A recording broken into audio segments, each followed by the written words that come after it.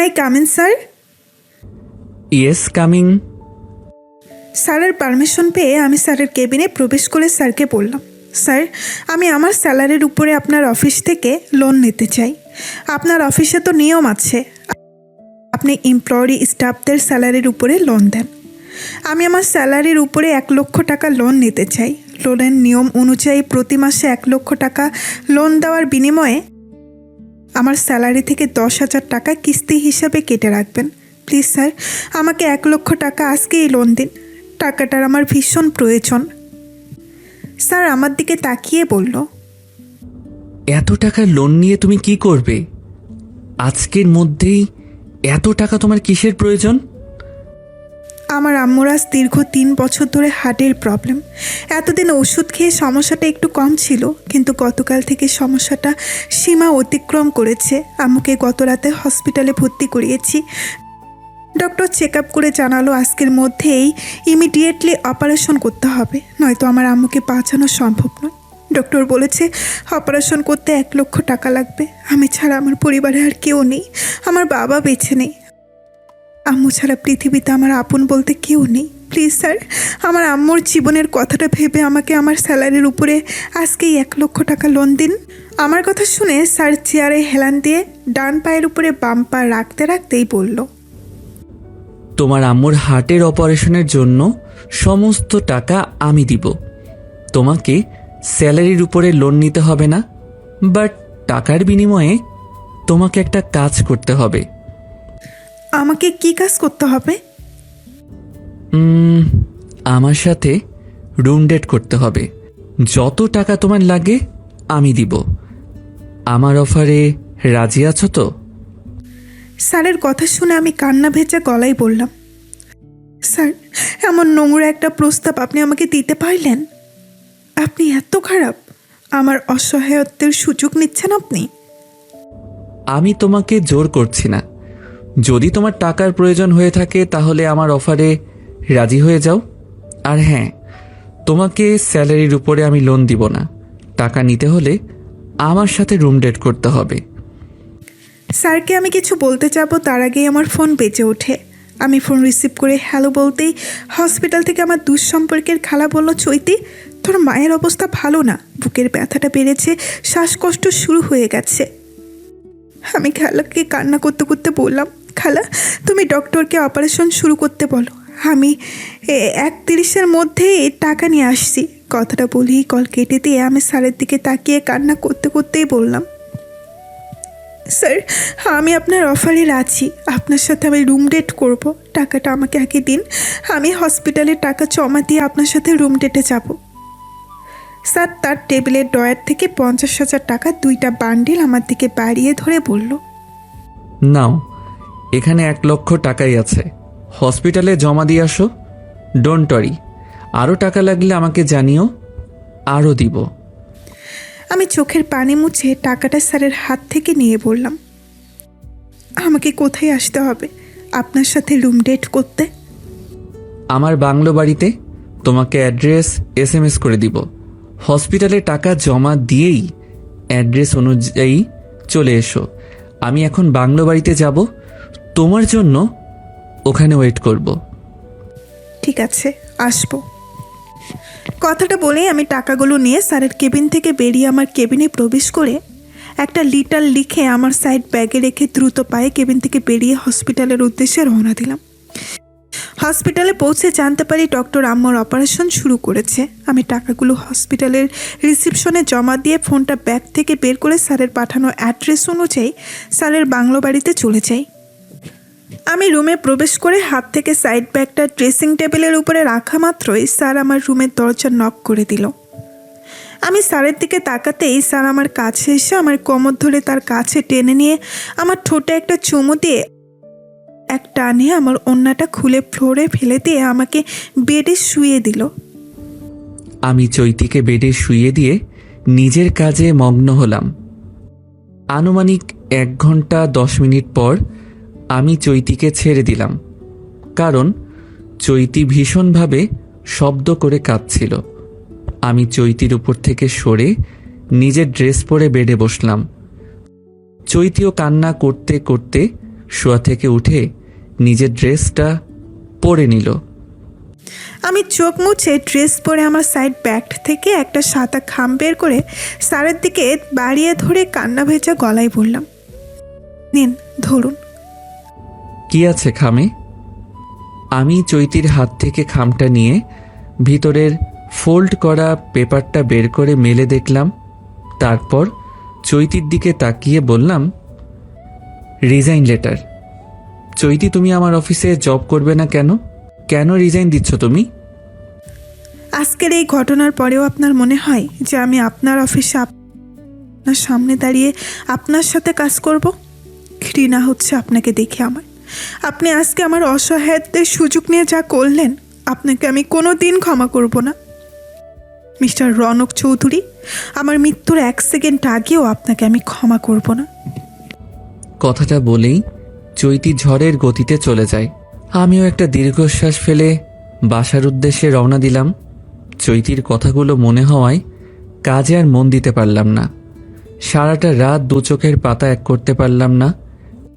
মেয়েটার চোখে অনেক অন্যায় করে ফেলেছি, কিন্তু কিভাবে এই মুখ নিয়ে ক্ষমা চাইব ওর কাছে? কয়েকদিন পরেই হসপিটালে চৈতির মাকে দেখতে গেলাম। উনি এখন অনেকটাই সুস্থ দেখে খুশি হলাম, কিন্তু চৈতির চোখের দিকে তাকানোর সাহস হলো না। একটা অপরাধবোধ ঘিরে ধরেছে যেন। আমি চৈতির আম্মুর হাতটা ধরে বললাম, আন্টি, আমি আপনার মেয়ে চৈতিকে বিয়ে করতে চাই। ওকে কোনোদিন কষ্টে রাখবো না। আপনার চিকিৎসার সমস্ত খরচ আমার। চৈতির আম্মু আমায় আগে থেকেই চিনতেন। উনি ফিরিয়ে দেননি, বিয়েতে রাজি হয়েছেন। এরপর অল্প আয়োজনে আমাদের বিয়েটা হয়ে যায়। রাত 12টার পর আমি গেলাম আমার ছোট ভাইয়ের বউয়ের রুমে। আমার ছোট ভাই রনি গত সপ্তাহে বিয়ে করেছে।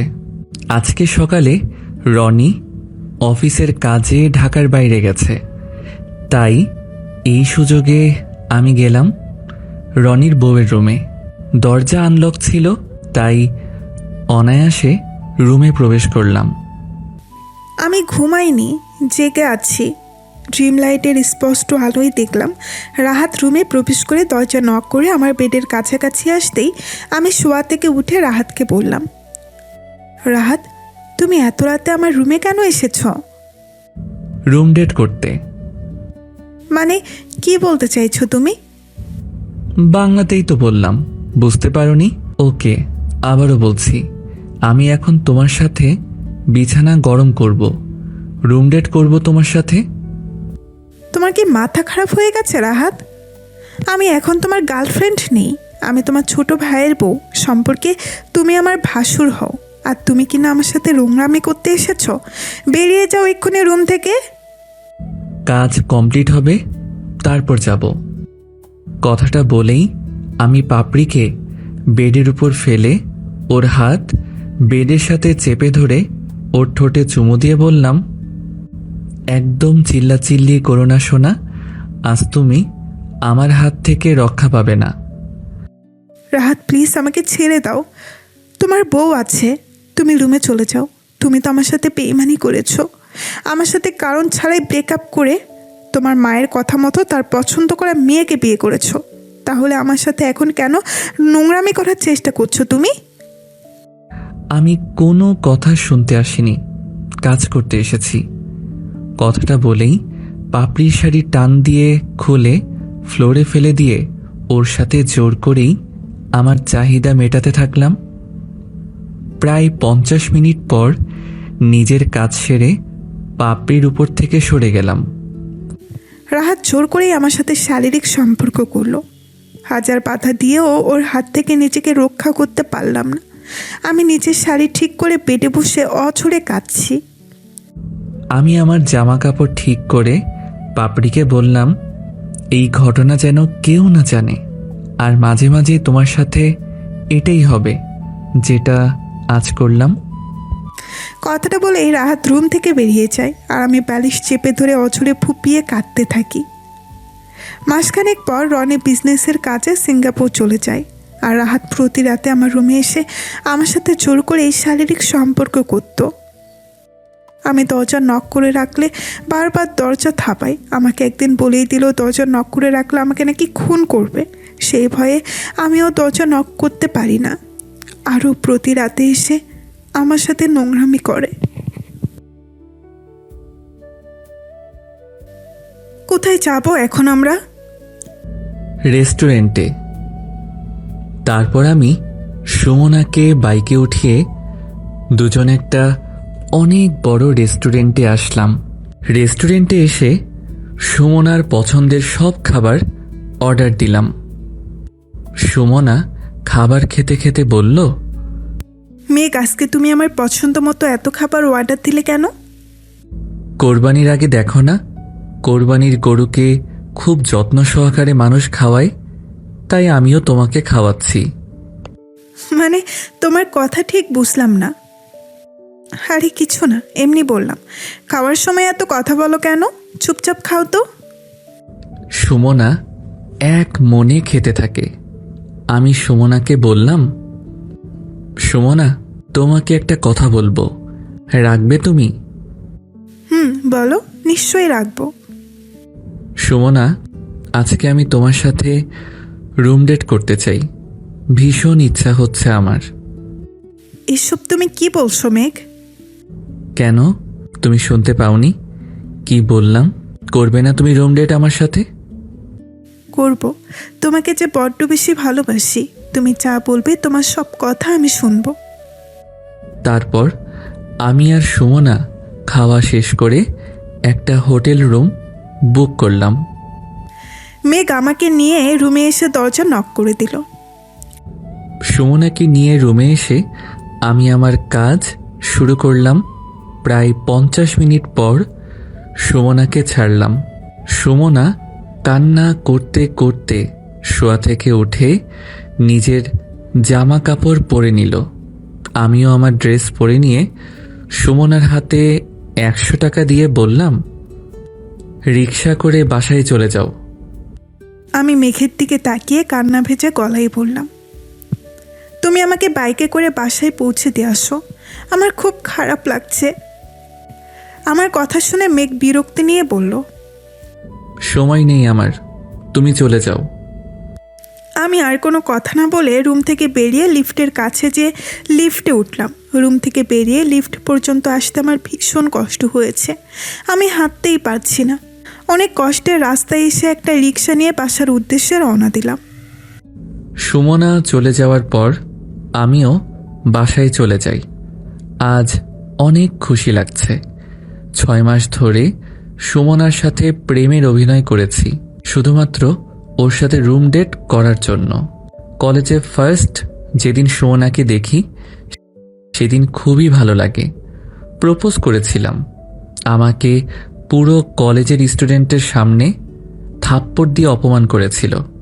তারপর আমিও প্রতিশোধ নিতে এই পথ বেছে নিলাম। সুমনার সাথে ধীরে ধীরে ক্লোজ হতে থাকি। ওর সামনে নিজেকে অলওয়েজ গুড বয় বলে প্রেজেন্ট করার ট্রাই করি। অন্য মেয়েদের সাথে মেশা তো দূর, কথাও বলতাম না, যেটা সুমনার খুব ভালো লেগে যায়। তারপর ওর সাথে ফ্রেন্ডশিপ করি। একদিন প্রপোজ করাতেই সুমনা অ্যাকসেপ্ট করে নেয়। তারপর ধীরে ধীরে বেস্ট বয়ফ্রেন্ড হিসেবে সুমনার কাছে নিজেকে প্রমাণ করতে থাকি। আমার অভিনয়কে সুমনা সত্যি ভেবে ঘায়েল হয়ে যায়। আজ নিজের সব কিছু আমাকে দিয়ে দিল একবার চাওয়াতেই। আমি বাসায় পৌঁছে গোসল করে মেঘের কাছে কল করি, কিন্তু মেঘ কল কেটে ফোন অফ করে রাখে। এভাবে প্রায় 1 সপ্তাহ মেঘ আমাকে ইগনোর করে চলে। আমি আবারও মেঘের কাছে কল করি। মেঘ কল রিসিভ করে আমাকে বলল, কল দিচ্ছ কেন? মেঘ, তোমার কি হয়েছে? আমাকে ইগনোর করে চলছো কেন? কেন আমার সাথে কথা বলছো না? শোনো, তোমার সাথে আমি আর রিলেশন রাখতে চাই না। আজ থেকে তোমার সাথে ব্রেকআপ। মেঘের কথা শুনে আমি কান্না করতে করতে বললাম, আমার অপরাধটা কি মেঘ? কোন অপরাধে তুমি ব্রেকআপ করতে চাও? তুই এক কথাতেই রুম ডেট করতে রাজি হয়ে গেলি।